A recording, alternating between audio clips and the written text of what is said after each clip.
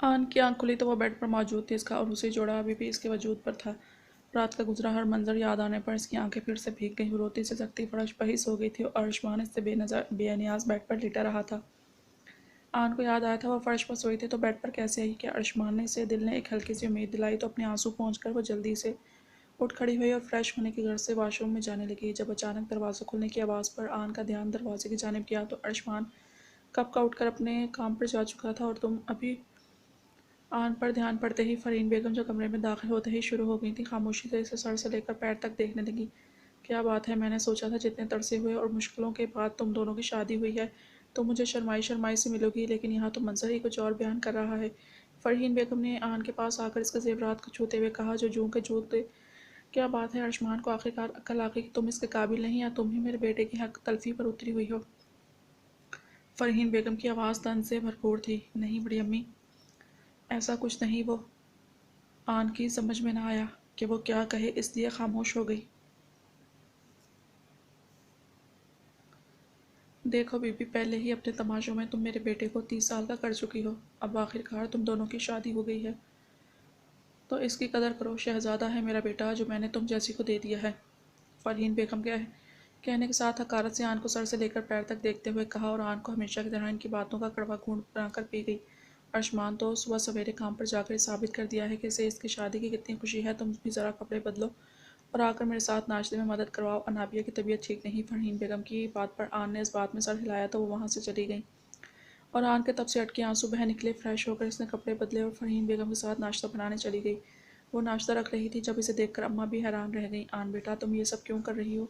अभी कल ही तो तुम्हारी शादी हुई है। अम्मा भी की बात पर आन ने परेशानी से फरहीन बेगम की जानिब देखा। तो क्या हो गया है अम्मा भी, अब इस घर की बहू के आज नहीं तो कल सब इसे ही संभालना है। वैसे भी कौन सा कहीं और ब्याह से ब्याह कराई है, एक कमरे से दूसरे कमरे में ही तो गई है। अम्मा भी के बुरी तरह से घूरने पर भी फरहीन बेगम खामोश नहीं हुई थी। बिल्कुल जैसे अनाबिया एक कमरे से ब्याह कर दूसरे कमरे में जाएगी, फिर तुम इसे भी अगले दिन ही काम पर लगा देना, ठीक है? अम्मा भी की बात पर फरहीन बेगम दांत किचकिचा कर रह गई, लेकिन कुछ कह ना पाई। आन बेटा, कमरे में जाकर ज़रा भारी कपड़े और जेवर पहनो। अब तुम मलिक ख़ानदान की बेटी नहीं बहू हो और तुम्हें इस बात का ज़्यादा ख्याल होना चाहिए।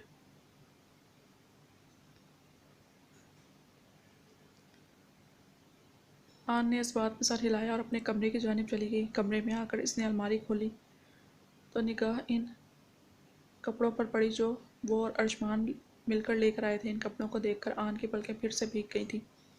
वो दोनों कितने खुश थे, कैसे मोहब्बत और चाहत से उन्होंने एक दूसरे के होने के ख्वाब देखे थे। अपनों की नज़रों में आने के बाद भी वो एक दूसरे के तो हो गए थे, लेकिन मोहब्बत और शायद लोगों की यहाँ से नज़र कोई नज़र हो गई थी। आन शाहिद की आवाज़ पर आन ने जल्दी से अपने आंसू पहुँचे और संजीदगी से मुड़कर इन्हें देखा। आन का लहजा काफ़ी रुखा था। कुछ नहीं बेटा, बस तुम्हें बताने आया था कि मैं आज वापस जा रहा हूँ और जाने से पहले एक आखिरी मरतबा तुमसे माफ़ी मांगना चाहता हूँ। शाहिद ने शर्मिंदगी से सर झुकाते हुए कहा, ये मेरे लिए इतना आसान नहीं। आपके लिए जो बात छोटी सी बात है, इसने मुझे मुकम्मल तौर पर बर्बाद कर दिया है। आन, शाहिद ने कुछ कहना चाहा, लेकिन आन ने अपना हाथ उठाकर इन्हें मज़ीद कुछ कहने से रोका। आप प्लीज़ यहाँ से चले जाएं, अपनी इस दुनिया में वापस चले जाएं जिसके लिए आपने मुझे और अम्मी को छोड़ा था। मुझे आपके बगैर जीने की आदत है।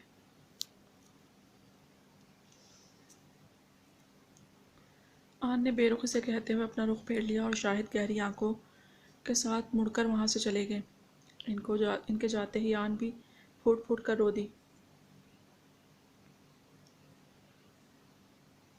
आखिर वो ये तो इसका एक मान वाला रिश्ता था जो अब भी इस दुनिया में थी। आन का दिल करता था इनके सीने पर सर रख कर अपना गम इनको कह सुनाए, लेकिन इनकी खुदगर्जी ने सब बर्बाद कर दिया। इनकी लीज़ा मोहब्बत ने आन को मुकम्मल तौर पर बर्बाद कर दिया था।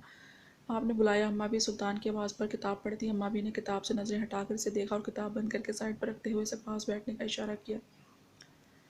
हाँ बेटा, मुझे तुमसे कुछ ज़रूरी बात करनी है। जी कहीं अम्मा भी, सुल्तान ने अम्मा भी के पास बैठते हुए कहा। मैंने सुना है तुम वापस लाहौर जा रहे हो। सुल्तान ने कुछ सोचकर इस बात में सर हिलाया। वजह जान सकती हूँ? क्योंकि यहाँ रहा तो इससे दूर नहीं रह पाऊँगा। सबके सामने पूरे हक से इसे अपने साथ ले जाऊँगा और फिर ऐसा करके मैं अपनी माँ का बरसों का ख्वाब और इनका दिल दोनों तोड़ दूँगा। सुल्तान ने दिल में सोचा, लेकिन वो ये बात ज़ुबान पर नहीं ला पाया था, इसलिए वो बोल उठा, क्योंकि मुझे वहाँ का बिजनेस संभालना है।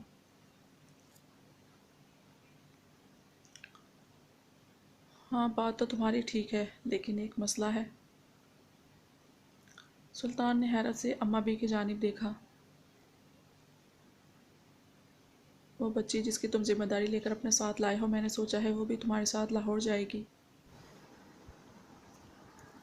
اماں بی کی بات پر سلطان کا منہ حیرت سے کھل گیا۔ کیوں؟ زندگی میں پہلی مرتبہ شاید سلطان ملک کی بات کرتے ہوئے ہکلایا تھا۔ کیونکہ تمہاری میڈ ہے تو تمہارے ساتھ رہ کر تمہاری خدمت کرے گی، اماں بی نے عام سے انداز میں کہا، جیسے کہ کوئی بڑی بات نہ ہو۔ ویسے بھی اسے تم اپنے ساتھ لائے تھے تو وہ تمہاری ذمہ داری ہے، میں نہیں چاہتی تمہاری عدم موجودگی میں اس کا ٹھیک سے خیال نہ رکھ سکوں۔ سلطان اماں بی کی اتنی سی بات پر اضطراب میں آ چکا تھا۔ وہ جس سے دور بھاگ کر لاہور جا رہا تھا، اماں بھی اسے ہی ساتھ لے جانے کا کہہ رہی تھی۔ وہاں جہاں وہ اکیلا رہتا تھا، بلا خوف اس پر اپنا حق جتا سکتا تھا، تو بھلا کیسے وہ خود کو اس سے دور رکھتا جو اس کے روم روم میں بستی جا رہی تھی۔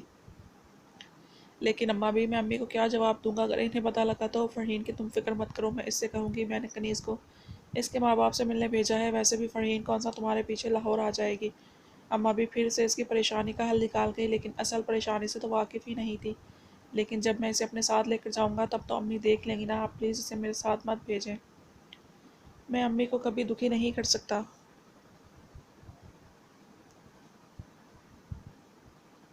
یہ کہہ کر سلطان نے اپنا سر جھکا لیا۔ اس کا ضمیر اسے چیخ چیخ کر کہہ رہا تھا کہ یہ سب اس نے وہ فیصلہ کرتے ہوئے کیوں نہیں سوچا۔ اب وہ اپنی ماں کے ساتھ ساتھ اس معصوم کی شکایت کی تکلیف کا باعث بھی بن رہا تھا۔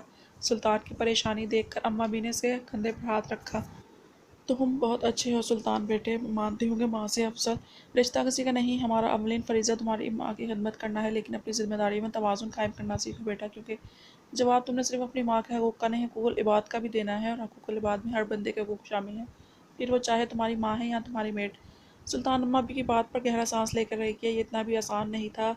اگر وہ کنیز کو اس کا حق دیتا تو اپنی ماں کو خفا کر بیٹھتا، اور اگر ماں کی پرواہ کرتا تو کنیز کو تاحیات اس کے حق سے محروم رکھتا۔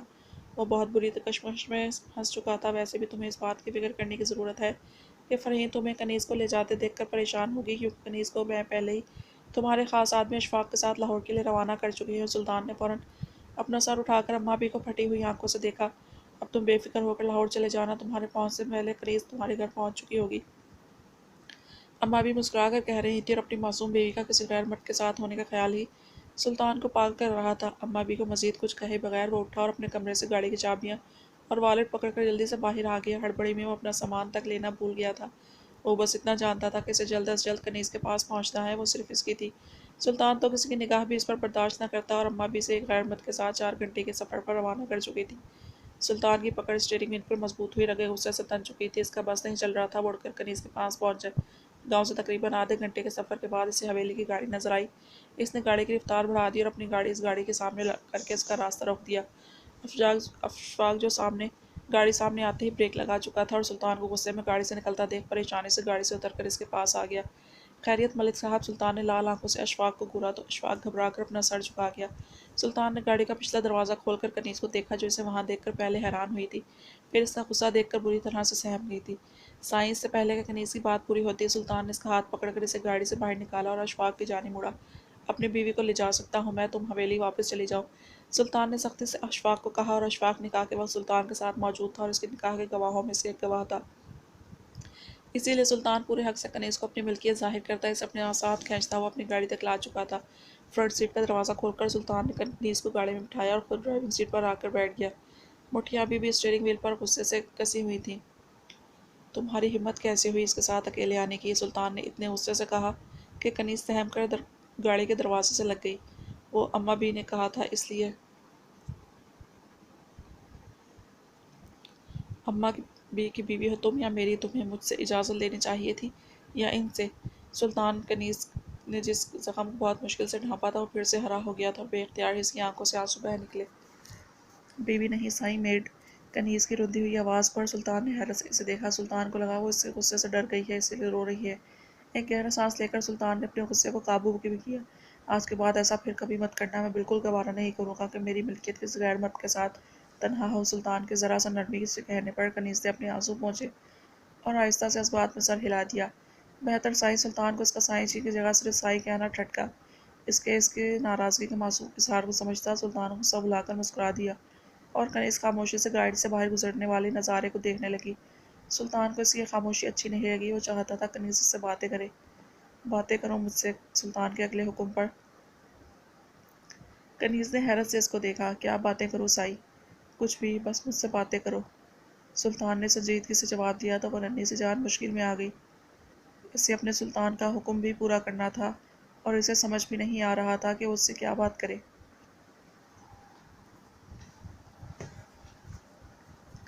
موٹو پتلو اور باجی کی باتیں کر لوں آپ سے؟ مجھے ان کی بہت یاد آتی ہے۔ کنیز نے افسردگی سے اپنے بہن بھائیوں کو یاد کرتے ہوئے کہا تو سلطان نے بے ساختہ ہاں میں سر ہلایا۔ وہ اس سے بات کر رہی تھی، سلطان کے لیے یہی سب سے اہم تھا۔ آپ کو پتہ ہے جو میرے چھوٹے بھائی موٹو پتلو ہیں نا، وہ دونوں۔ کنیز دلچسپی سے اسے اپنے بچپن کا ہر قصہ سنانا شروع ہو گئی اور سلطان اس کی معصوم باتوں میں کھویا اب سکون محسوس کر رہا تھا۔ کچھ پل کے لیے ہی صحیح، لیکن وہ اپنی پریشانی اور کشمکش بھلانا چاہتا تھا۔ کنیز کی معصوم باتیں یہ کام بخوبی سر انجام دے رہی تھی۔ پھر پتہ ہے ایک دن باجی نے پورا گھر صاف کیا، میں نے موٹو پتلو کے ساتھ مل کر خوب گند مچایا۔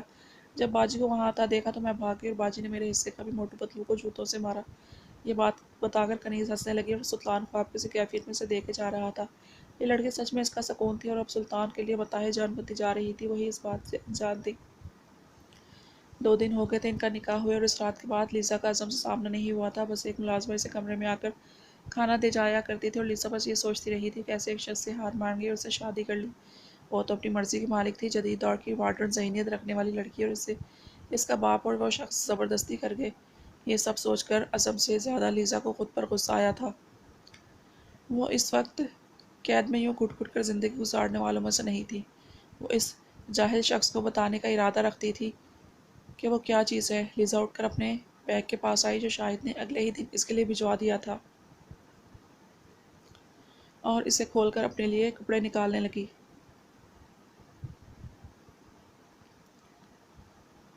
آخر کار اسے ایک ڈریس پسند آ گیا تو اسے پکڑ کر واش روم چلی گئی اور شاور لینے کے بعد وہ کپڑے پہن کر واش روم سے باہر آئی۔ آئینے میں اپنا جائزہ لے کر لیزا کے ہونٹ مسکرا دیے۔ اس وقت وہ نیلے رنگ کے گھٹنوں سے بھی نیچے اسکرٹ اور لال شارٹ شرٹ میں ملبوس تھی جس میں اس کا پیٹ ہلکا سا جھلک رہا تھا۔ بالوں کو خشک کرنے کے بعد اونچی پونی میں باندھ کر اس نے ہونٹوں پر گلوز لگایا اور ضروری سامان شولڈر بیگ میں ڈال کر کندھے پر لٹکائے ہوئے گھر سے باہر نکل آئی۔ باہر گیٹ کے پاس پہنچ کر اس نے باہر نکلنا چاہا تو دروازے پر کھڑے آدمیوں نے اس کا راستہ روک لیا۔ تم لوگوں کی اتنی جرأت کہ میرا راستہ روکو، جانے دو مجھے یہاں سے۔ لیزا کے انگلش میں دھاڑنے پر 7 آدمی گھبرا کر ایک دوسرے کی جانب دیکھنے لگے۔ چودھری جی نے آپ کو جانے سے منع کیا ہے، ہم آپ کو جانے نہیں دے سکتے، ایک آدمی نے سر جھکاتے ہوئے اردو میں کہا، لیکن اس کی ساری بات لیزا کے سر پر سے گزر گئی۔ جو بھی تم کہہ رہے ہو مجھے اس سے فرق نہیں پڑتا، مجھے ابھی اور اسی وقت یہاں سے جانا ہے۔ لیزا نے آگے ہو کر گیٹ کھولنا چاہا۔ کیا ہو رہا ہے یہاں؟ ایک آواز پر مڑ کر لیزا نے عزم کی جانب دیکھا جو غلام کے ساتھ ابھی وہاں آیا تھا، لیکن جب اس کی نظر لیزا پر پڑی تو اس کا لباس دیکھ کر ضبط سے مٹھیاں بھیچ گیا، جبکہ ساتھ کھڑا غلام اپنی نظریں شرم سے جھکا کر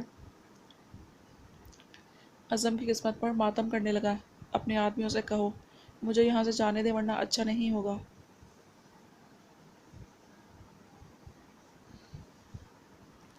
لیزا نے عزم کے سامنے آ کر کہا، لیکن عزم کا دھیان اپنے ایک آدمی پر تھا جو ہوس بھری نگاہوں سے لیزا کو سر سے لے کر پاؤں تک دیکھ رہا تھا۔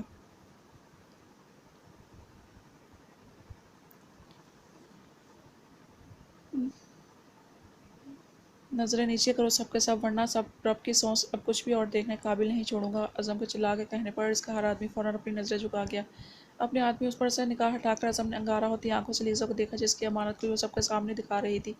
تمہیں سنائی نہیں دیا میں کیا کہہ رہی ہوں؟ مجھے یہاں سے جانا ہے۔ لیزا کی بدتمیزی پر اب غلام کو بھی غصہ آنے لگا تھا، لیکن پھر بھی اسے ضبط کرتے ہوئے اس کی کہی بات عزم کو بتا دی۔ کہاں جانا ہے تم نے؟ غلام نے عزم کا سوال دہرایا تو لیزا کے ہونٹوں پر طنزیہ مسکراہٹ آئی۔ سب سے پہلے تو پولیس اسٹیشن جاؤں گی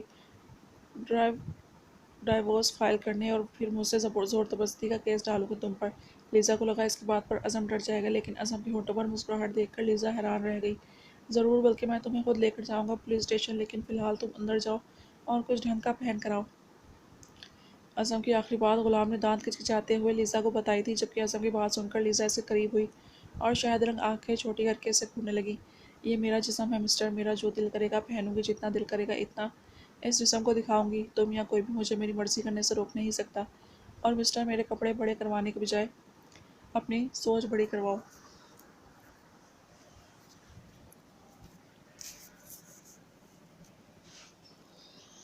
لیزا کی بات پر غلام نے ایسے عزم کو دیکھا جیسے کہنا چاہ رہا ہو اب بھگتو، اور ساری بات عزم کو بتا دی۔ لیکن یہ بات مان کر اعظم نے کچھ نہیں کہا، بلکہ لیزا کا ہاتھ سختی سے پکڑا اور اسے اپنے ساتھ کھینچتا ہوا اسے کمرے میں لے کے آیا جہاں وہ 2 دن سے رہ رہی تھی۔ لیزا نے اپنا ہاتھ چھڑوانا چاہا۔ چھوڑو مجھے، میں تمہارے ساتھ زور زبردستی برداشت نہیں کرنے والی تمہاری۔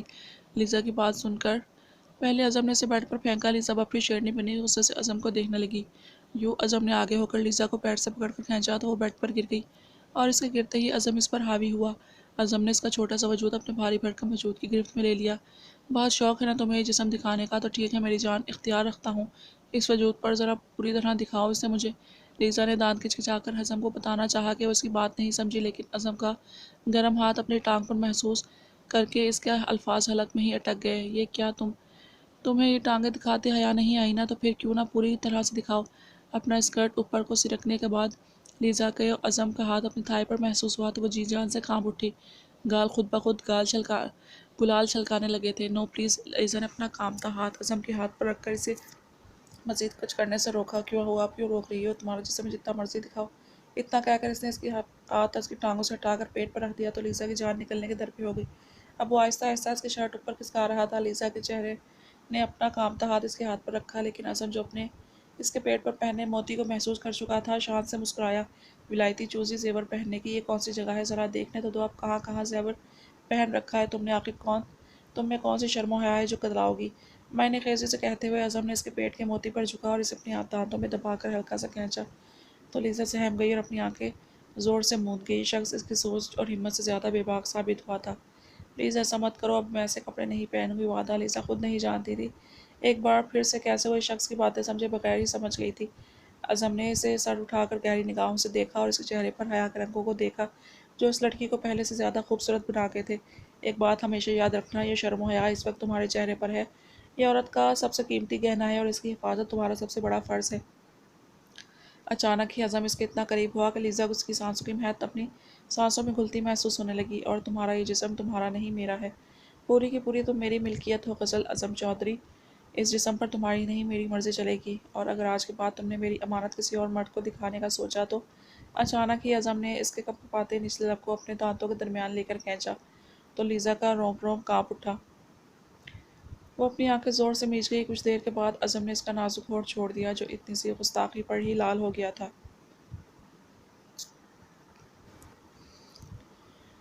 تو اگلی بار وہ سب بھی دیکھ لوں گا جو نہیں دکھانا چاہتی تم۔ اتنا کہہ کر اعظم اس سے دور ہوا اور مسکرا کر اس کی زور سے میچھی آنکھوں اور کپکپاتے وجود کو دیکھنے لگا۔ اعظم کے پوچھنے پر لیزا نے فوراً اس بات پہ سر ہلایا تو اعظم نے اس کا بیگ پکڑا اور کمرے سے باہر چلا گیا، جبکہ لیزا اس کی بات تو نہیں سمجھی تھی، لیکن پھر بھی وہ شخص اپنی بے باک لمسے سے ہر بات سمجھا گیا تھا۔ کچھ جلنے کی بدبو پر لیزا نے اپنی آنکھیں کھولیں اور اٹھ کر کھڑکی کے پاس آئی تو اس کی آنکھیں حیرت سے پھیل گئی کیونکہ اعظم باہر صحن میں اس کا بیگ رکھ کر جلا چکا تھا۔ لیزا کا دل کیا جا کر اس آدمی کا منہ توڑ دے، لیکن اس کی بے باکیاں یاد کر کے پھر سے لیزا کا روم روم کانپ اٹھا۔ فی الحال وہ اس شخص سے مقابلہ کرنے کی ہمت نہیں رکھتی تھی۔ وہ دونوں لاہور پہنچ گئے تھے۔ سلطان سیدھا اسے اپنے گھر لے کر گیا تھا جو اس کے اتنا عرصہ غائب رہنے کی وجہ سے بند تھا۔ سلطان نے اپنا سامان نکالا تو کنیز نے منہ بنا کر اسے دیکھا۔ اب میرا سامان تو اسی گاڑی میں چھوڑ آئے ہیں سائیں، اب میں کیا کروں گی؟ سلطان خاموشی سے آگے چلنے لگا تو کنیز بھی اس کے پیچھے پیچھے چل دی۔ کوئی بات نہیں، ہم کل جا کر شاپنگ کر لیں گے، سلطان نے آپ سے انداز میں کہا اور دروازہ کھول کر آگے بڑھتے ہوئے گھر کی لائٹس آن کرنے لگا۔ کنیز اب منہ کھولے اس گھر کو دیکھ رہی تھی جو گاؤں کی حویلی جتنا تو بڑا نہیں تھا، لیکن ماڈرن طرز کا بنا، صاف ستھرا، بہت زیادہ پیارا تھا۔